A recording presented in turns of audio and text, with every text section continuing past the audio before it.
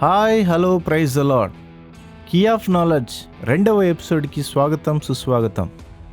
గత వీడియోలో చెప్పినట్లుగా ఈ వీడియోలో 3 రకాల అంశాల గురించి మనం చర్చించబోతున్నాం. Let's get started.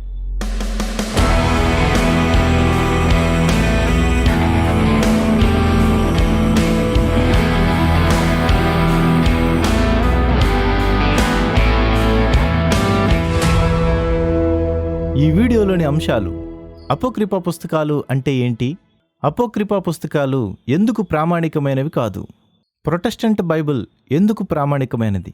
మొదటిగా అపోక్రిఫా పుస్తకాలు అంటే ఏంటి? అపోక్రిఫా అనే పదం గ్రీకు నుండి తీసుకోబడింది.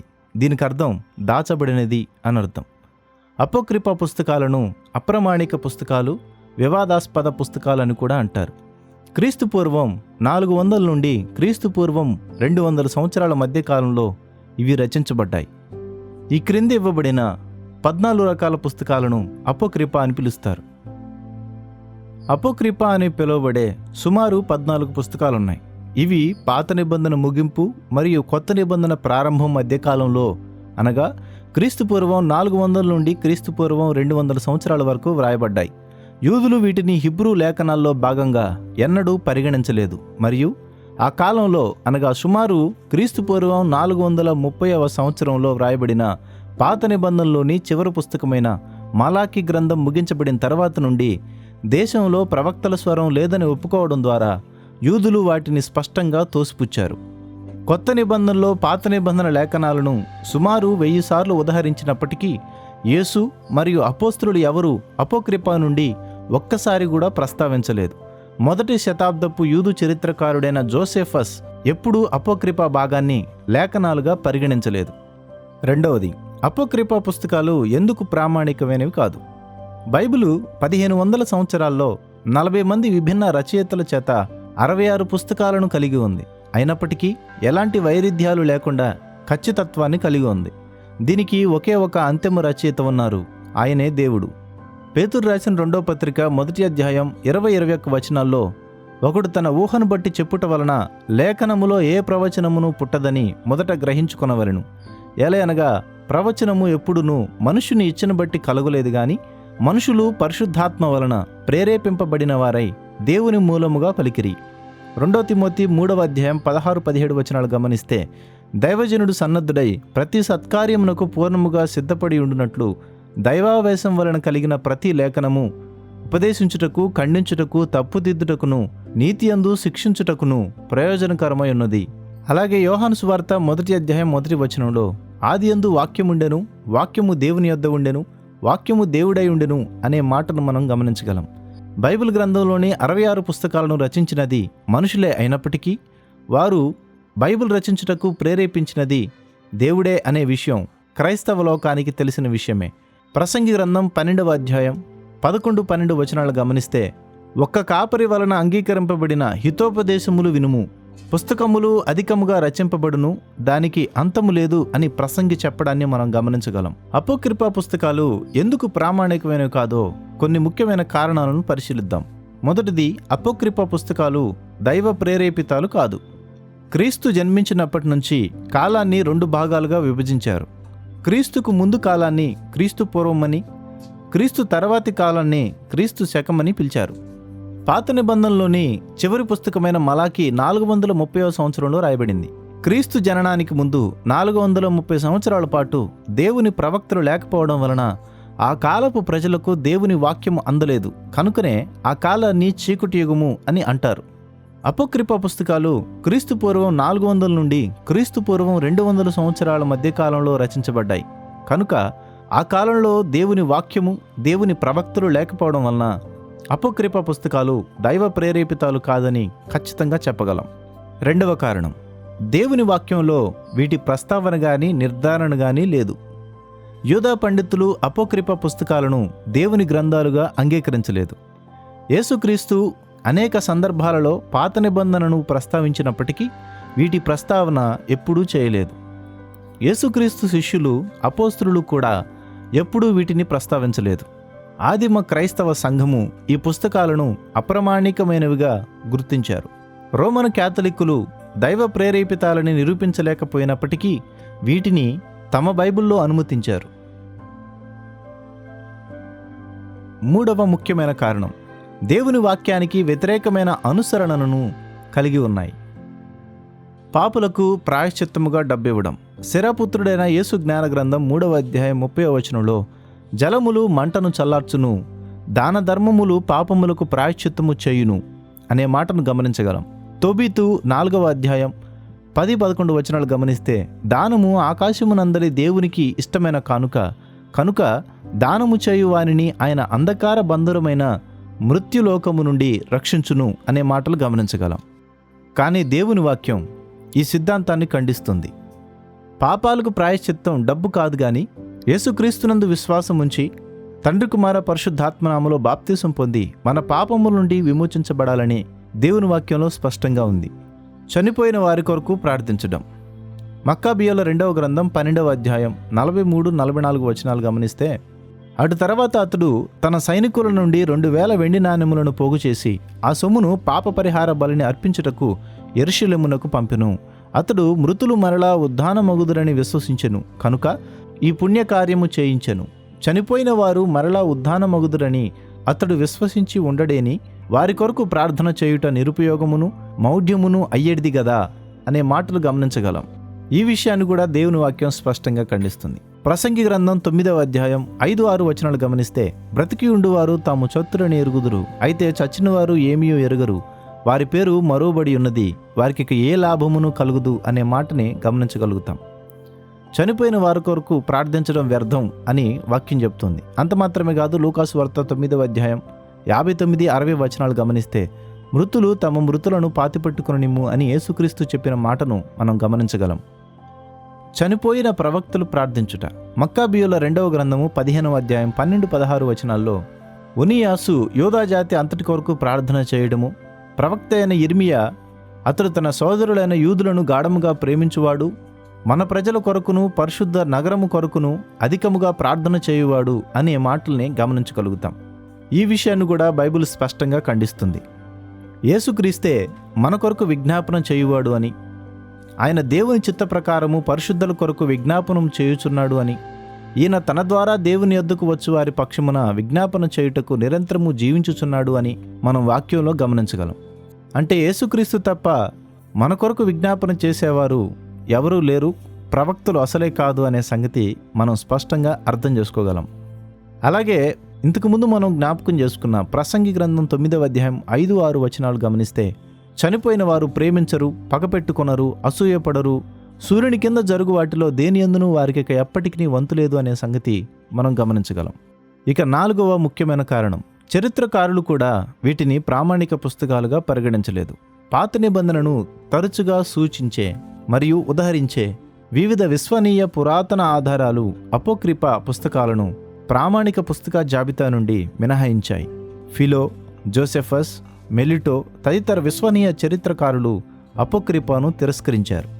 అపోక్రిఫ పుస్తకాలు ఎందుకు ప్రామాణికమైన కాదో 4 ముఖ్యమైన కారణాలను పరిశీలించాం. మొదటిది, అపోక్రిఫ పుస్తకాలు దైవ ప్రేరేపితాలు కాదు.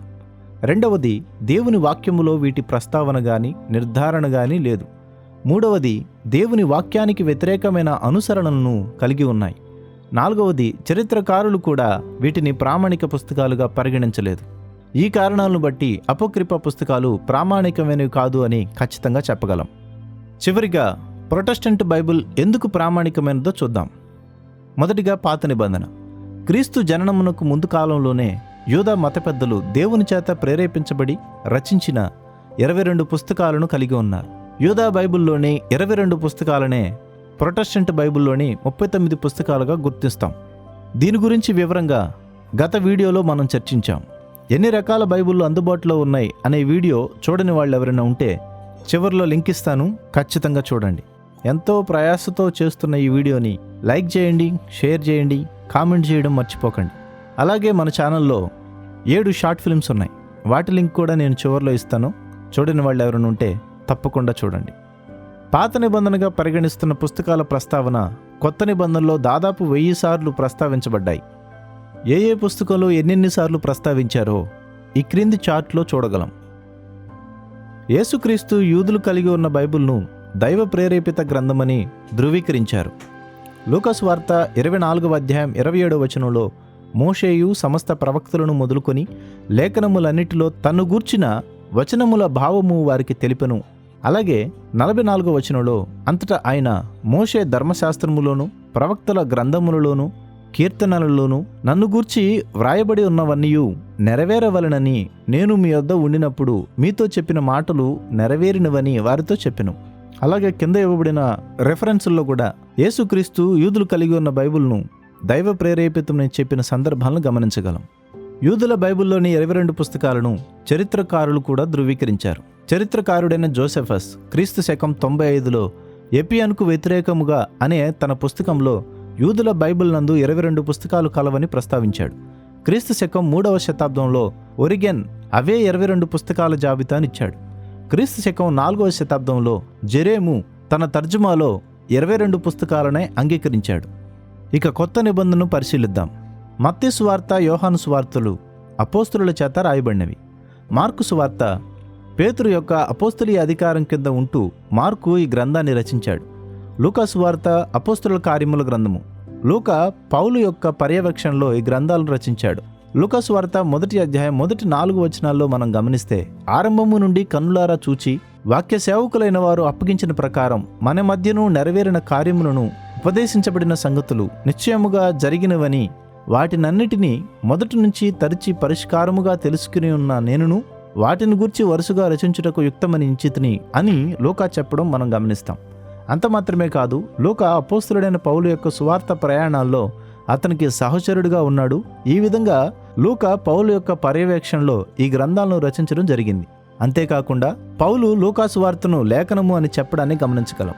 1 తిమోతి పత్రిక 5వ అధ్యాయం 18వ వచనంలో నూర్చడి కళ్ళము త్రొక్కుచున్న ఎద్దు మూతికి చిక్కము వేయవద్దు అని లేఖనము చెప్పుచున్నది అని చెప్పిన మాటను మనం గమనిస్తాం. ఈ మాటలు లూకాలో తప్ప ఇంకెక్కడా యథాతథంగా ప్రస్తావించబడలేదు. కాబట్టి లూకా రచనలను పౌలు లేఖనము అంటున్నాడని మనకు స్పష్టంగా తెలుస్తుంది. ఇది లూకా సువార్తతో పాటు లూకా రాసిన అపోస్తలుల కార్యాల గ్రంథాన్ని కూడా లేఖనము అని ధృవీకరిస్తుంది. రోమా పత్రిక నుండి ఫిలోమోను పత్రిక వరకు అపోస్తలుడైన పౌలు రచించాడు.